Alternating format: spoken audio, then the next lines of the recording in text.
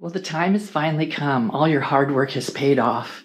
You found your mandala design and you're ready to start inking and coloring and taking time to quietly focus. I just have a few tools here on hand.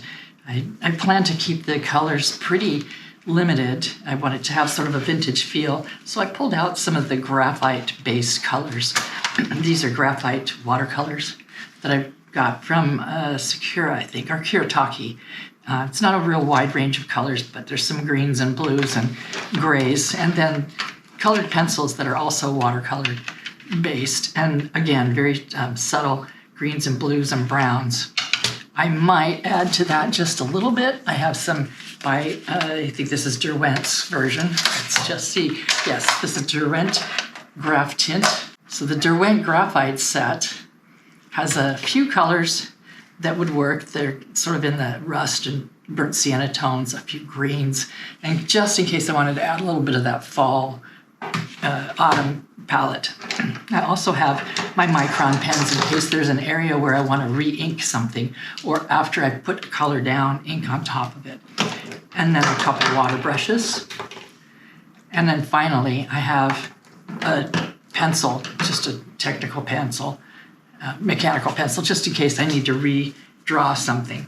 I may want to even put some of the lines back in, the geometric lines in the mandala, but that's something I'll decide later.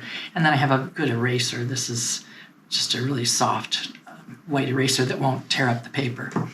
So, and I have my nice cozy blanket to put over my lap because we have a very cool and rainy day here. So let's get started. I'm all set now, and I'm going to just take my time and finish drawing in the line art, and then I'll paint.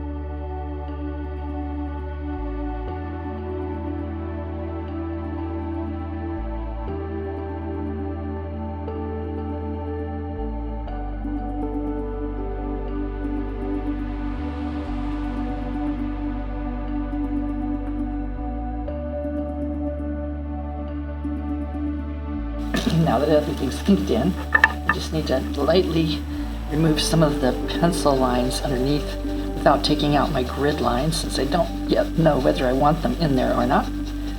And then I can start coloring.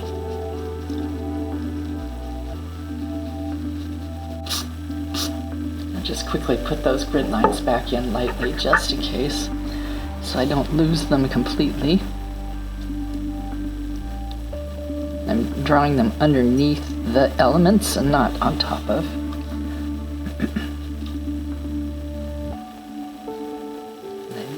I'm struggling to find some of them. And so now comes the really fun part. That was fun, but the really fun part is to begin to color it. And I'm going to start with graphite pencils that have a little color to them, and I'll decide whether I want to ink them afterwards or not. Basically, I need to test everything first, though. So I have a print out that I made of the different designs. I'm going to just start with this one and just see if I can kind of decide what colors I want to use. I'm going to keep it really neutral if at all possible. which helps using these graphite pencils because they're kind of that way anyway. This one's called Russet.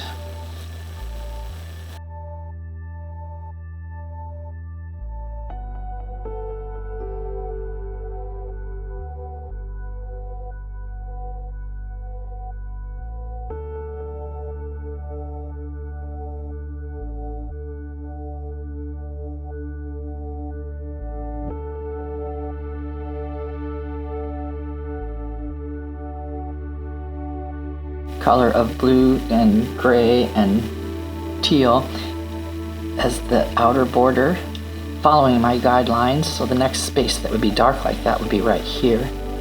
And then this inner circle, the top portion of that would be a little bit lighter version of that color, which I built with the dark blue, a dark gray, cool gray, and the light teal and light sort of steel blue gray.